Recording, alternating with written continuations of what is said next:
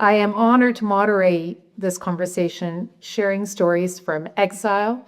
I have had an opportunity to work in Afghanistan and Palestine, as well as visit Ecuador and Turkey. So I'm so curious to learn more about each of your stories, and hoping you can, each one by one, take us back to when you were last time back home, what you were working on, and why you had to leave. And perhaps we can start sitting next to me or Zoom. I am not lucky to start it with me. Um, Last time I was working at the Taraf Daily newspaper.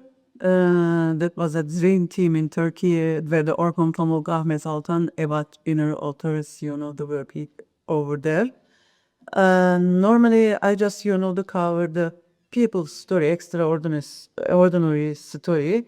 But our editor-chief, Ahmet Altan, said, our news meeting room, I just, the arguing with them because when they create the news, they didn't ask the people their opinion. For example, I create the news about you, but I didn't take your opinion or your defense on it. I said it's not ethic to, to write you something. And they said they have a bias against us. They couldn't talk with us. I told them, okay, you can try, and then just write the sentence. They didn't answer our questions. After that things happen, he sent me the card. And our system is not like in Canada. And every courthouse has a press room.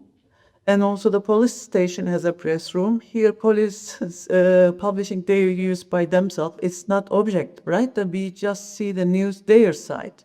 Is Statements. yeah, just a statement, something that. But if you are witness over there, you can see the people how they treat. What is the reality, right?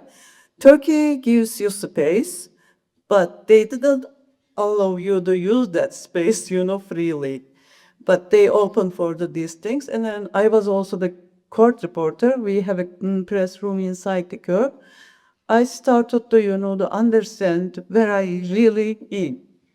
Because the court shows you when you follow these kind of cases, and then you realize that you're living in a very different country than you think. And then you started to facing the reality. And also, for example, if I find the evidence like a prosecutor has or lawyer has or the victim or the anybody has, the suspect has, uh, I didn't write anything without seeing their face because it gives you some experience, right? I write lots of corruption stories and also one of them is a big one, December 17, included the four of the minister, son of our president, and even himself. And also, when I write the news, I started to become a news pro-government media. And also, I wrote the gun trade, illegal gun trade made by the Turkish intelligence agency, and after four of the prosecutor find them. And also they arrested the prosecutors. And government claimed that there is no guns inside the truck, that's just the food for the Syrians and the Turkmens. But I know the reality, but I couldn't able to, to find the evidence.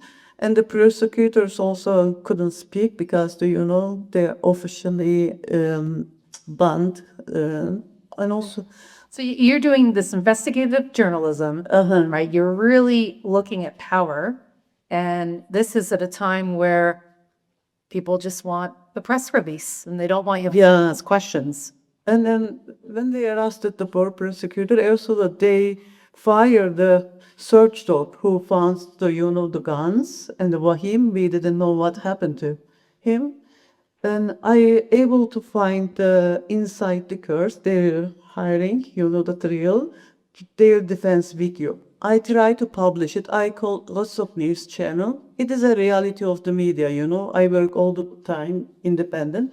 I told them, hey, I have a video record. So you're a freelancer trying to find a home for this. Yeah, and then they scare from the government and publishing that I create a YouTube channel And then I started to publish that videos by myself, and then prosecutors tell what really happened over there. They found the guns and they explain everything.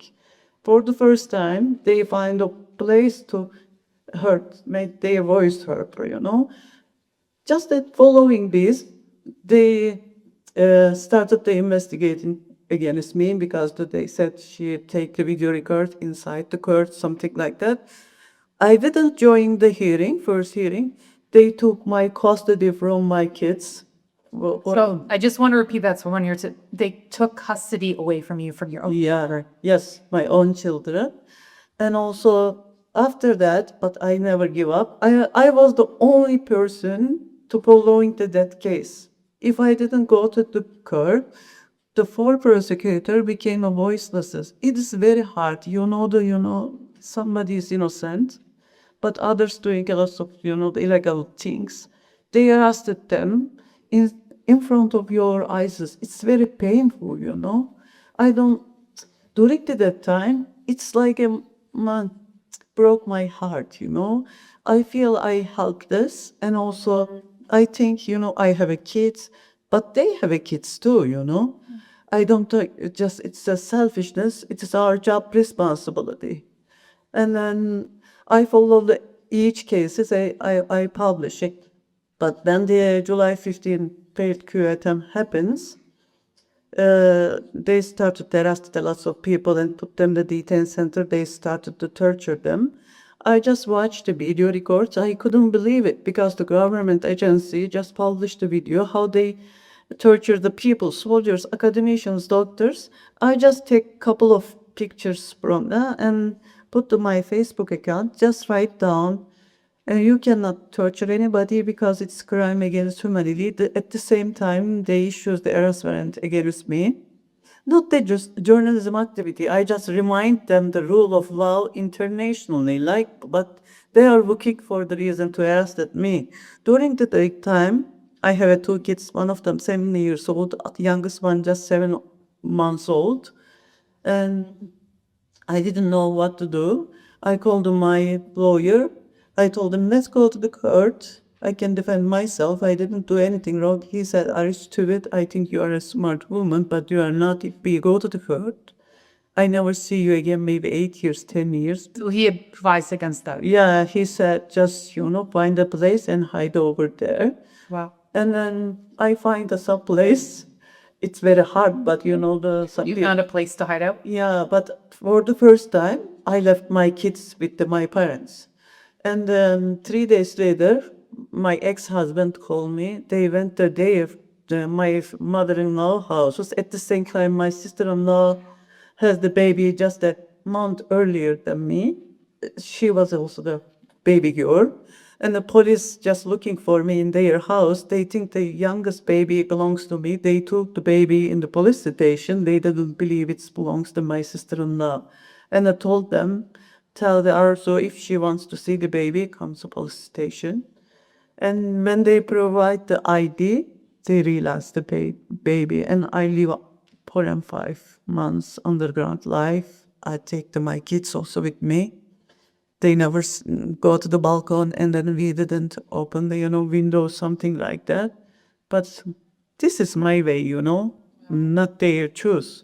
Yeah. And I'm going to, just because I want to check in with you. Okay, yeah. And then I made a decision, just escaping my country. I left them behind. I passed the Greece and Turkish border illegally and staying refugee camp there. And then how did you end up here in Toronto?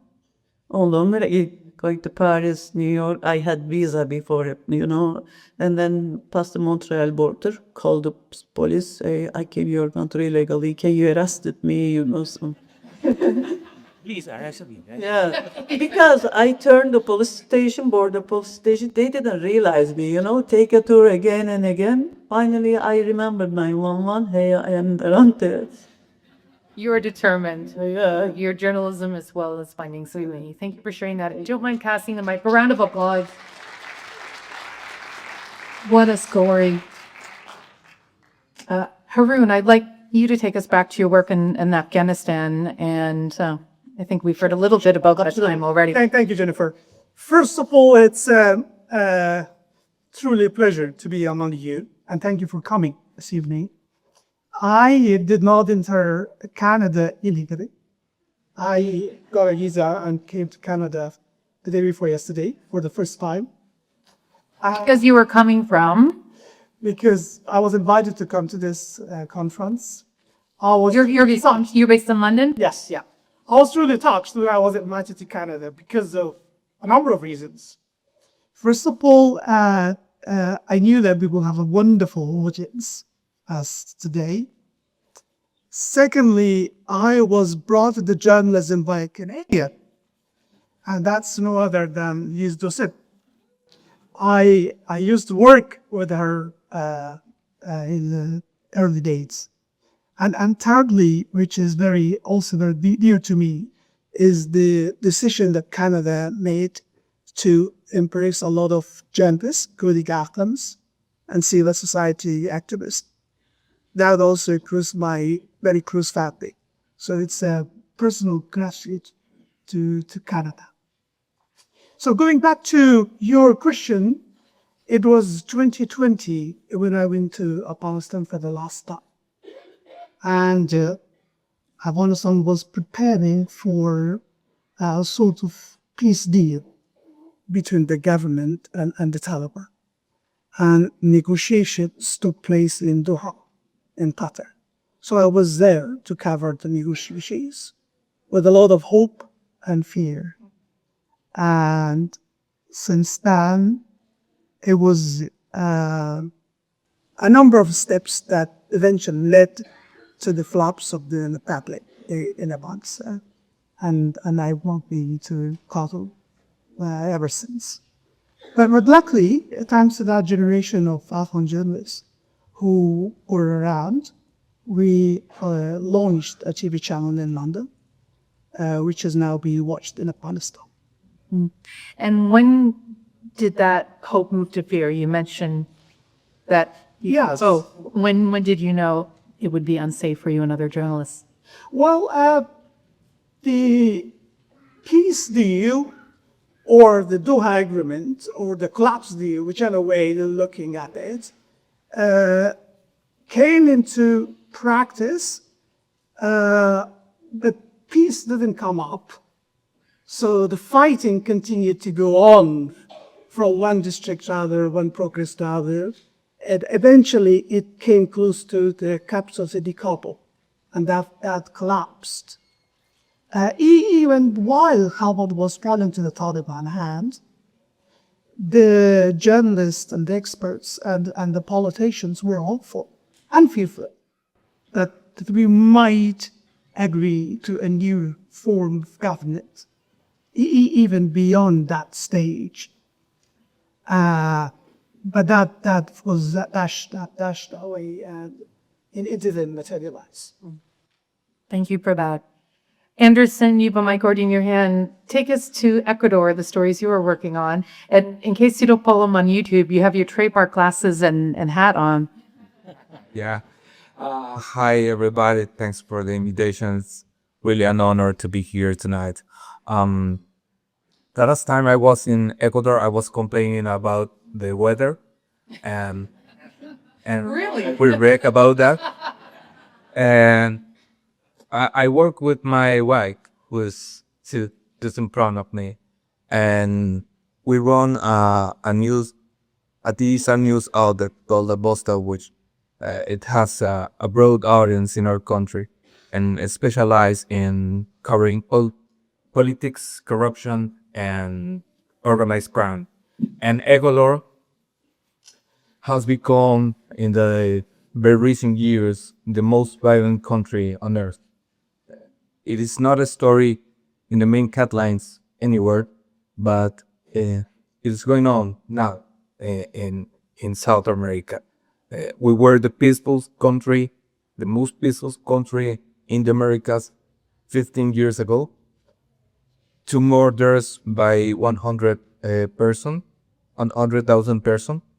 Now we are the most violent country in the Americas, or in 15 years. So in 2023,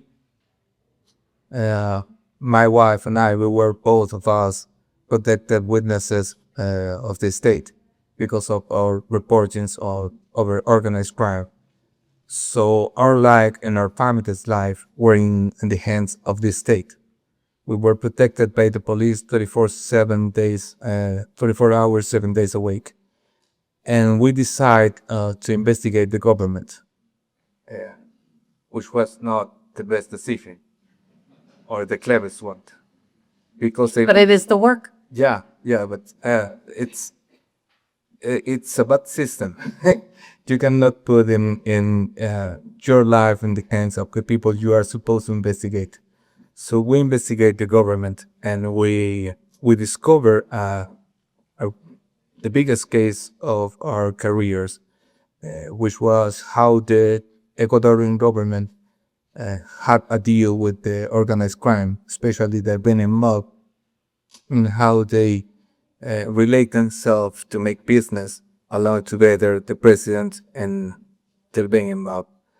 So because of this, the president was impeached, and the elections were anticipated. And we discovered few months after that investigation that there was an official document of the national police of our country detailing how do they have to kill our kids and our family. And that was the day we decided to come to Canada. It's very similar to Arzu's story Yeah. with the intimidation and focus on the kids. The only difference is I chose this place because I went to ChatGPT and I asked, which is the safest city in the Americas? With You're not teasing us. no. Which is the safest city in the Americas with nice parks because we were protected witnesses, so we were not allowed to go to parks, to the public spaces, and our daughters who were 5 and 7, they doesn't have ever go to a party for coming to Canada. And I asked ChatGPT, which is the safest city with nice parks ever? And it said, Opie. And I make it up. Oh, wow. Well, that is a story. Thank you for those details. And one lead, take us back to the last time you were in Ramallah and what you were working on. Well, last time I was in Ramallah, it was about 2 years ago, before I flew to Paris, working with Forbidden Stories on the Gaza project, investigating the targeting of Palestinian journalists in Gaza. Before October 7th, I was in Gaza a month before, and then before that also I was in Gaza in May 2023, and the irony is that I went there to train journalists on hostile environment. And I feel really ridiculous about it, about everything I told them, because, everything did not save their lives. But what happened in that particular training, because I worked in news for long, but then I decided that I'm too exhausted and not only covering, but being part of the story. You as a Palestinian, you are being part of the story, not necessarily because of the Israeli occupation, but also because of the internal conflict between Fatah and Hamas, the PA, and so on. So you are the story, okay? When Hamas took over the Gaza Strip, I have relatives who went missing for some time, and you have to stand in front of the camera. I worked for Al Jazeera English, and you just had to act that you're strong while you're not. So I went into media development, and I started working as a trainer.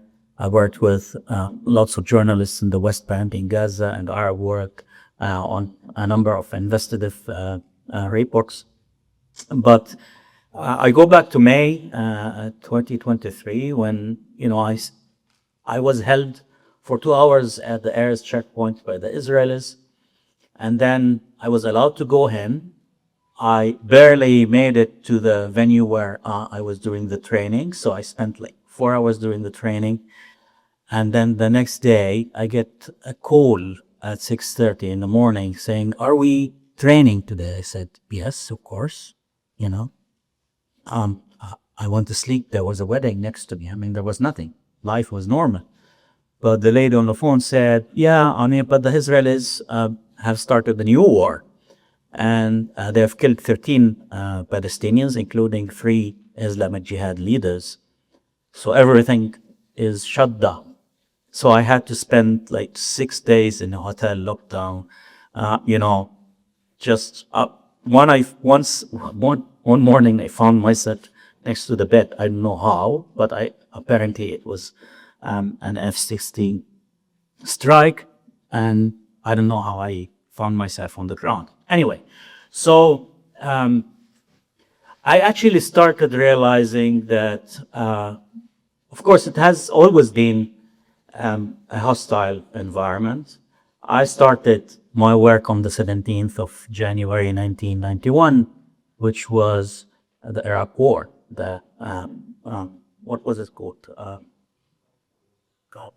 Yeah, the Gulf War, but there was a name for the operation, the U.S. operation. Desert Storm. Yes, the Desert Storm. And since then, Like right at the newsroom in the front row. Yeah, here, I mean- talking about your colleagues. I'm looking at least, you know. So, yeah, I mean, ever since there was a little hope between 93 to 2000 when, you know, the peace process started and so on. We started, having hope, but then things collapsed again. And I remember the only time I smiled on TV when I was reporting for Jazeera was when Alan Johnston was released from being kidnapped in Gaza, you know. And on that day, I just said, I was live and I said, yeah, I'm bringing you something positive, otherwise it was all about conflict and so on. So yeah, I mean, the issue is, and I started realizing later on that this is a very dangerous environment. Exactly 4 years ago, when Shireen Abu Akleh was killed, a Jazeera correspondent who's a Palestinian US citizen, and nothing has happened until today, although the sniper who killed her was identified, but no one was held to account. But later on, with the Gaza war, I mean, by the time I left, it was March 2023, and was about 120 journalists killed. And I felt that this is, if we don't do anything about it, it's going to haunt everyone. We'll be the next, wherever we are.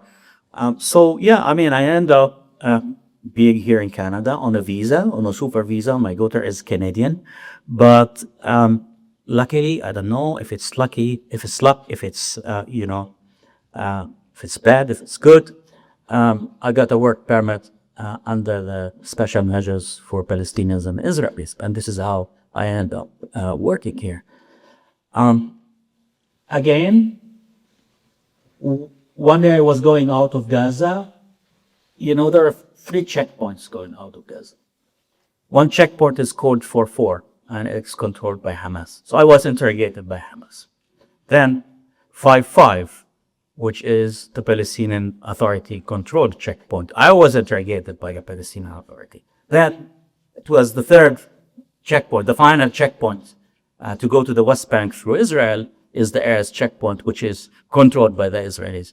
So I was interrogated by the Israelis. So Palestinian journalists are not only subject, to one kind of, oppression or harassment. It's like 3, in addition to the society, in addition to everything else.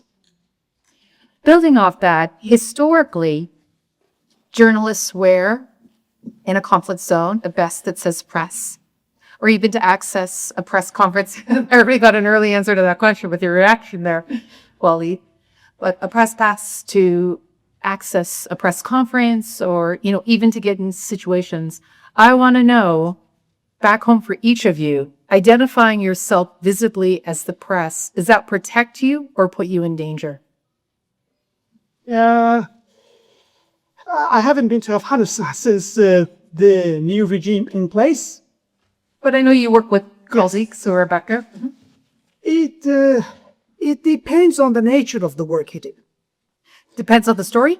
Depends on the story, on your approach, and on your background. For example, if you are doing regime-friendly stories, like if you're doing something about the so-called development, peace and unity, progress, Meaning international development. the achievements of the regime, then you are a lone approved journalist, right? And you're welcome. Sometimes you are treated VIP. But if you are following something like human-based journalism approach, and when you're doing your real job, as if looking at the half empty of the glass, then you're not treated as all well. They unfortunately, since the new regime in Afghanistan, they have arbitrarily arrested and detained over 256 Afghan journalists. 7,000 Afghan journalists have been forced to go to exile. In this room. Yes, when you turn the friendly face here. The nature of storytelling has changed. Values, which were common in Afghan culture, turned into anti-values, and those who need to be accountable are now leading and telling the stories. Okay. And Waleed, I saw your reaction when I asked the questions. The press best. Yeah, it's just so funny because where I lived and where I worked, it's it's a small country.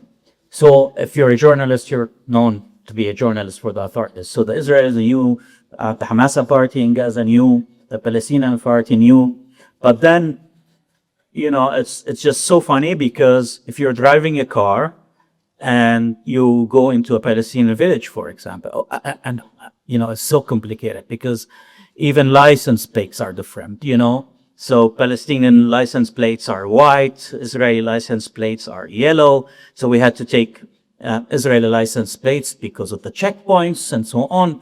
But the funny thing is that, you go into a Palestinian village, you put the press sign. You go into a settlement, you remove the press sign, Same applies to the kafia, So if you're driving an Israeli car through Palestinian roads, you don't want anyone to throw stones at you. You put a kafia. You go into a settlement, you take off the kafia. So it's. But when it came to Gaza, and when I worked on the Gaza project, I spoke to many journalists who said that the press sign is identifying us from far, that we are journalists.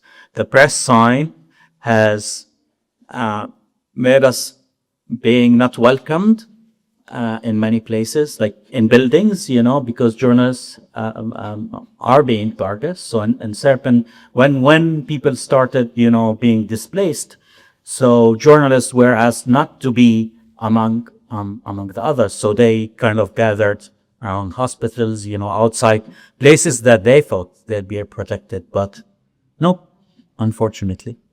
Anderson, would you identify yourself as a journalist? Would that help you or hurt you? Well, I cannot hide myself as a journalist because I'm pretty visible as a journalist in my country. But yeah, it kind of bad, but not for the good reasons. Who would Bad reasons are good. have you big calling on YouTube? Yes, you are very visible. But no, definitely, if you cannot identify as a journalist, you'll be much safe and able than the opposite. Journalists are being targeted, and what is even worse is that, when we saw this kind of news 15 years ago with my wife, to say like, oh, poor Mexicans or poor Colombians, oh, how rude it is to live in those conditions. And because the violence was so explicit, you can uh, portray Mexico as a dangerous place and Colombia as a dangerous place to be a journalist. But what is happening in Ecuador is that the violence is not explicit because they are not killing too much journalists, but they are making them silent.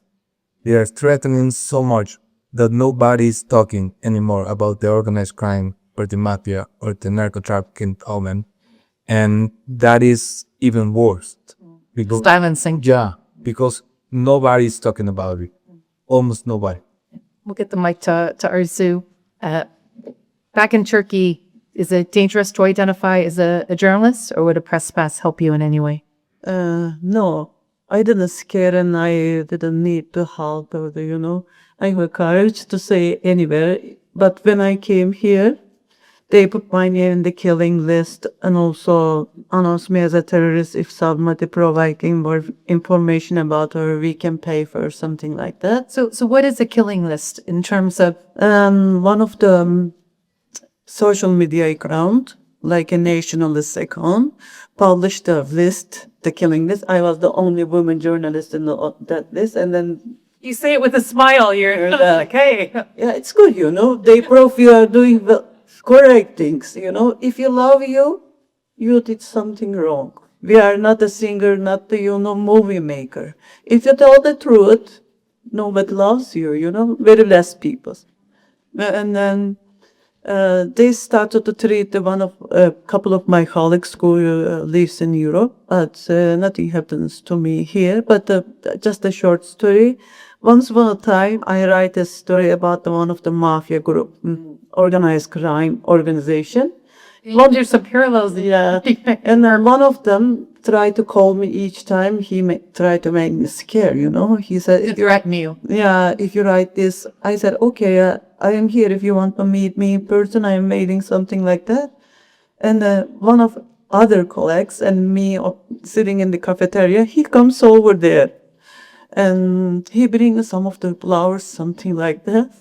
And my colleagues asked him, why are you shooting me? Because once upon a time, he wrote the news about him. He sent this out to guys, and then he shot his leg. And then he said, after that, you didn't write anything. But this woman, 100%, I am sure, gonna be right everything, And something like that. And one of the police chef also called me, do you know who I am? Why are you writing about me? I said, okay, I don't care who you are. Our life is short, And also here, I just want to add something more. For example, when we came here, they said Turkish journalists, and then where you came here, we just changed the land, Journalism is not belongs to any country anywhere. It's a skills. It's still with us, And I don't like people saying, when I came here, my journalism skills is still with me. I am doing Uber and the driving job 8 years. I know this country and how the people struggling. I speak each day with them, right? It's some reaction journalists should be held, and it's going with you, Yes, you're absolutely right that you are a journalist in the two homes, as Lise mentioned. And a round of applause for these journalists on stage continuing this work. One final question. How can we, fellow journalists, media organizations, as well as the public here tonight, best support your work as you work here in Toronto, in London, in Exile? What does that look like? But if I could have a brief answer, let's start with Wally. Thank you. I think, first we need to be visible. There are lots of talents in this room, lots of talents in Canada. We come with lots of knowledge, local knowledge in our countries. For example, in Gaza, when I worked on the Gaza project, one of the editors asked me if I could get the name and the number of school principal where Samer Abu Datka, who's a Jazeera correspondent, cameraman, was killed. And I got the number in 5 minutes. So I think that's very important.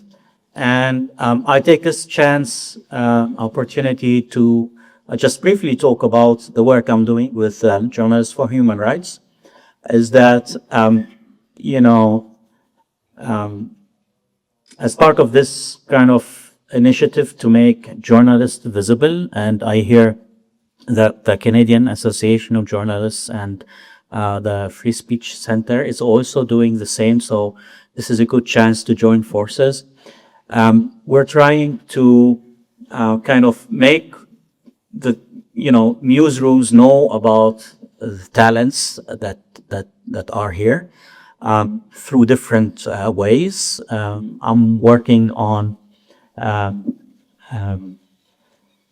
kind of needs assessment for both the journalists and the newsrooms. We need to understand what are the needs. Then also we're trying to come up with a directory and specialties of each journalist who is in Canada as well.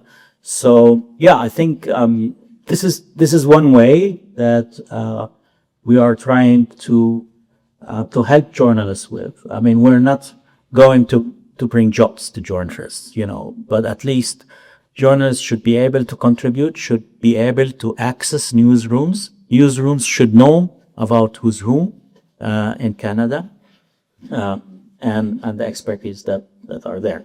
So this is a resource coming soon that This we could use. is I'm working on with JHR, and actually we have a QR code, but for some reason we could not technically do that. That QR code leads you to a form. If you're interested in being part of that project, I reach out. I'll give you the QR code. And I'm sure we can get it up on the Instagram for Yeah, Speak yeah, Center of as well. course, of course. Okay, excellent. Gonna move along here. Anderson, can you plug your YouTube channel, please, so we know how we can follow your work? Because I was watching it today and you have translation as well. Oh, yes. Yeah. I think it. Yeah, I'm gonna fail in this answer because I truly believe this is. I knew nothing about Canada before coming to Toronto, and this is such a great country to be in, and it's a place where everybody is willing to help you and make you feel comfortable. And of course, we do have a different story. We are able to do journalism from here to our country, and because of the news technologies and because of AI and social media. So we are now having more sources than before because we are now safe enough to tell some stories others cannot inside the Ecuador. So this is a completely positive perspective of how Exile ends up. But if I have to give an opinion on how we can make it easier for others not in the same situation, I will say it's not the professional side which is needed to be attended in my perspective. I mean, a journalist will find a way, always will find a way to make journalism, but because you survived something that is truly traumatic in your own country, I believe the main support should be or would be a mental health support, because you have been caring with. It's not the end to survive. Now you have to survive the survival. You have to survive yourself and your families and your kids and getting everything new language, new everything.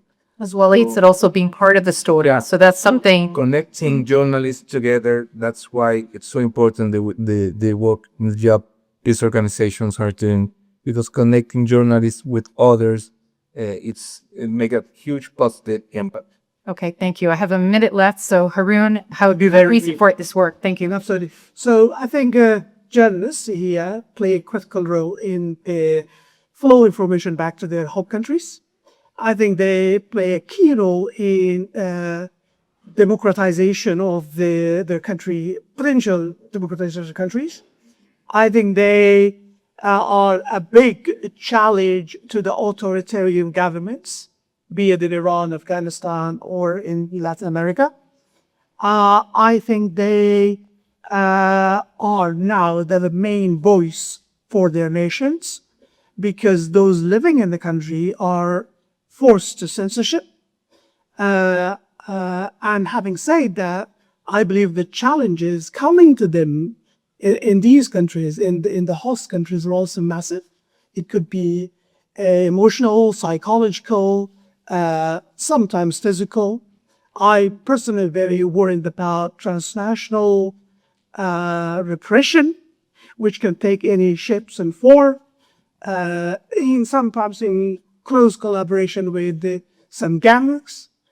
We've seen cases in London to some of our colleagues, but nothing can stop us from the commitment we have, and that is to try to tell the story of people, either from Kabul or from Toronto. Yeah.